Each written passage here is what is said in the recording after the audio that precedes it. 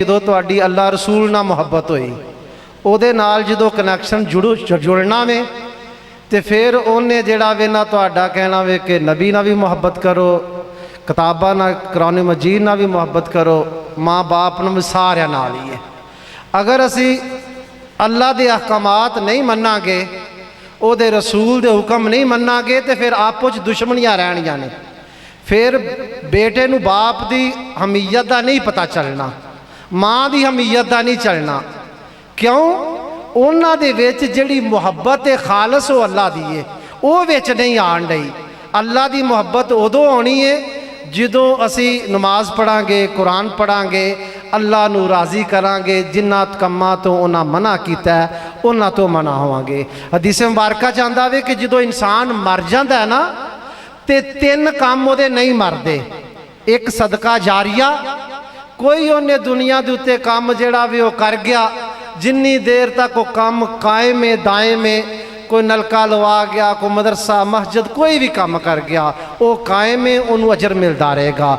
ਔਰ ਦੂਸਰਾ ਫਰਮਾਇਆ ਇਲਮੇ ਨਾਫੇ, ਆਪਣੇ ਬੱਚਿਆਂ ਨੂੰ ਇਲਮੇ ਨਾਫੇ ਹੋਵੇ ਕਿ ਕੁਰਾਨ ਮਜੀਦ ਦਾ ਇਲਮ ਹੈ, ਹਦੀਸ ਦਾ ਇਲਮ ਹੈ, ਜਾਂ ਐਸਾ ਹੁਨਰ ਹੈ ਕਿ ਜਿਹੜਾ ਰਿਜ਼ਕੇ ਹਲਾਲ ਕਮਾ ਕੇ ਤੇ ਆਪਣੇ ਬੱਚਿਆਂ ਦਾ ਪੇਟ ਜਿਹੜਾ ਪਾਲਦਾ ਵੇ। ਤੇ ਇਸ ਵਾਸਤੇ ਆਪਣੇ ਬੱਚਿਆਂ ਨੂੰ ਕੁਰਾਨ ਦੀ ਤਾਲੀਮ, ਹਦੀਸ ਦੀ ਤਾਲੀਮ ਦਿਓ। ਤੁਹਾਡੇ ਨਜ਼ਦੀਕ ਫਕੀਰਾਂ ਵਾਲੀ ਮਦਰਸਾ ਵੇ, ਬੱਚਿਆਂ ਦਾ ਵੀ, ਬੱਚੀਆਂ ਦਾ ਵੀ ਹੈ, ਸਕੂਲ ਵੀ ਹੈ ਔਰ ਦੀਨੀ ਤਾਲੀਮ ਵੀ ਹੈ, ਪਰਦੇ ਦਾ ਵੀ ਇਹਤਮਾਮ ਹੈ, ਰੈਸ਼ ਦਾ ਵੀ ਹੈ, ਖਾਣੇ ਦਾ ਵੀ ਹੈ, ਸਾਰਾ ਹੀ ਹੈ। ਔਰ ਦੂਸਰਾ ਫਰਮਾਇਆ ਵਾਲਦੁਨ ਸਾਲਿਹੁਨ ਯਦਊ ਲਹੁ, ऐसी औलाद छड़ के जाओ जेड़ी तुहाडे वास्ते दुआ करे। दुआ तो वो करेगा जेड़ा वालदैन सिखा के गया वे।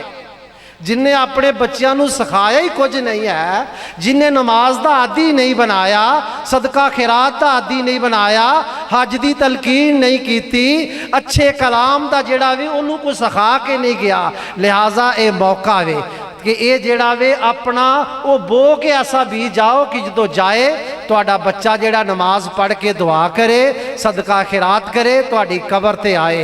तो मैं आखिरी हदीस बयान करके इजाजत चाहांगा। इत्थे बड़ा सबक है कि नबी करीम सल्लल्लाहु अलैहि वसल्लम दे कोल एक बंदा आया मुसाफर, आके कहंदा या रसूल अल्लाह सल्लल्लाहु अलैहि वसल्लम मैनूं भुख लगी है।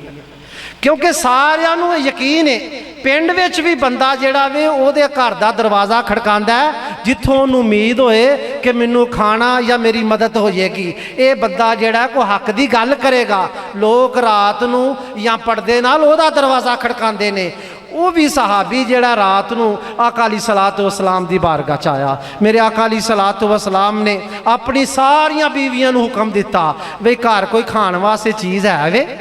सारियां बीवियां की तरफों ये पैगाम आया कि अज खाण वास्ते घर कोई चीज़ नहीं है, सिर्फ पानी है। मेरे आका अली सलातो वसलाम ने सहाबा इकराम कोलों पुछया, जेड़े सहाबा कोल बैठे हैं, फरमाया कि ए मेहमान है, कोई है सहाबी जेड़ा इनू जाके खाना खिलाए। एक नसारी सहाबी, नसारा दी बड़ी अजमत है, एक नसारी सहाबी ने उस मेहमान नू घर खड़िया ते घर जाके पुछदा वे कुछ खाण नू है वे। वो सहाबी कहते हैं कि थोड़ा जा खाना में बच्चियां वास्ते रखा है, तुहाडा इंतज़ार करने हाँ पे कि तुसी आओगे तो मिल के खाने, थोड़ा जा खाना है। आपने फरमाया ये मेहमान आम नहीं है, ये अल्लाह के रसूल का मेहमान है, साडा इम्तिहान है। इस तरह करके बच्चियां नूं थपकी ला के तो उन्होंने सुवा दे ते खाना लैके कहते हैं खाना तो थोड़ा जिहा, महा एक बंदे का भी नहीं।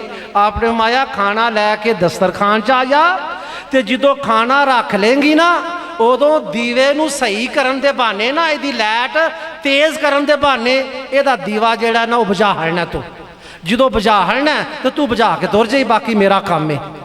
उन्हें इस तरतीब नाल खाना रखिया, खाना रख के हुण उहदी बीवी आई, दीवा सही करन दे बहाने उन्हें दीवा बुझा दिता। जिहड़ा मेहमान सी वो खाना खांदा रहा ते सहाबी नाल उंज ही पचाके लांदा रहा कि जिवें नाल मैं खाण डिया वां। खाना खा के सैर हो के मेहमान सौ गया, सुबह सुबह चला गया। आका अली सलातो वसलाम दा प्यारा सहाबी आका अली सलातो वसलाम दी बारगाह दे अंदर फजर दी नमाज पढ़ी। नमाज पढ़ के मेरे आका अली सलातो वसलाम ने फरमाया फलां सहाबी किथे वे खड़ा हो जा। وہ کھڑا ہو گیا. آپ نے فرمایا تیرے عمل دے اتے میرا رب اتنا خوش ہویا وے کہ اللہ نے جبرائیل نو جا کے مینوں خوشخبری دے دیتی ہے. وہ میرے بزرگوں اور دوستو یہ دے وچ ساڈے واسطے سبق ہے کہ ساڈے محسن ساڈے لیڈر ساڈے نبی پیغمبر انہاں جڑا وے مہماناں تے غریباں دا خیال رکھدے نے. اللہ کے امید ہے کہ جنہاں دے کول ہے ہر ایک دے کول ہے اپنے بھن بھراواں دا مسافراں دا غریباں دا خیال رکھیا کرو. اللہ عمل دی توفیق عطا فرمائے. بسم اللہ الرحمن الرحیم.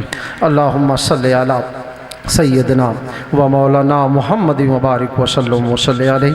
لا الہ الا انت سبحانک انی کنت من الظالمین. ربنا ظلمنا انفسنا وان لم تغفر لنا وترحمنا لنکونن من الخاسرین.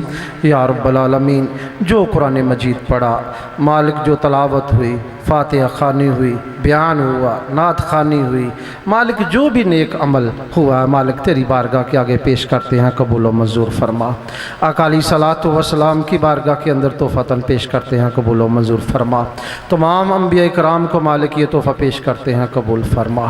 آقا علیہ الصلوۃ والسلام کے والدین آپ کی ازواج مطہرات آپ کے اہل بیت کو مالک یہ ثواب پیش کرتے ہیں قبول و منظور فرما. صحابہ کرام صحابیات ان کے بچوں کو مالک یہ ثواب پیش کرتے ہیں قبول و منظور فرما. تابعی تبع تابعین غوث کتب بدال حضرت آدم علیہ الصلوۃ والسلام سے لے کر آج تک جتنے بھی بوڑھے عورتیں مرد نوجوان بچے مسلمان اس دنیا فانی سے جا چکے ہیں تمام کو مالک یہ ثواب پیش کرتے ہیں قبول و منظور فرما.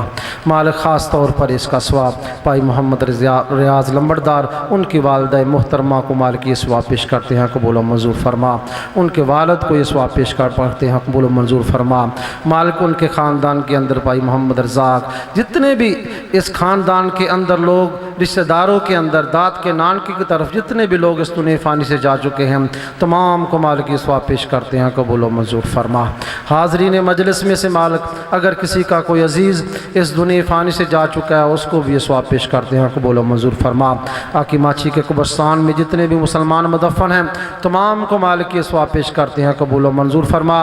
ان کی قبروں کو جنت کا باغ بنا. بھائی محمد ریاض کی والدہ والد کو ان کی قبروں کو جنت کا باغ بنا. ان کی قبر کو تحت نگاہ وسط عطا فرما. کروڑہا رحمتیں عطا فرما. مالک ہمیں آخرت کی فکر کرنے کی توفیق عطا فرما. تیاری کرنے کی توفیق عطا فرما. حقوق اللہ اور حقوق العباد کا خیال رکھنے کی توفیق فرما. ملک پاکستان کی حفاظت عطا فرما. مالک جو سیلاب آیا ہوا ہے مالک اس میں لوگوں کی مدد عطا فرما. مالک معاف فرما. مالک ہم گناہگار ہیں ہمارے ملک سے مالک غلطیاں ہوئی ہیں مالک ہمارے لیڈروں سے غلطیاں ہوئی ہیں مالک تو غفور الرحیم ہے. مالک عوام کو معاف فرما. اس سیلاب سے معافی عطا فرما. ربنا آتنا فی الدنیا حسنۃ وفی الآخرۃ حسنۃ وقنا عذاب النار وقنا عذاب القبر وقنا عذاب الحشر وقنا عذاب المیزان. وصلی اللہ تعالی علی رسول خیر خلقہ محمد و صحابہ اجمعین برحمتک. تمامی دوست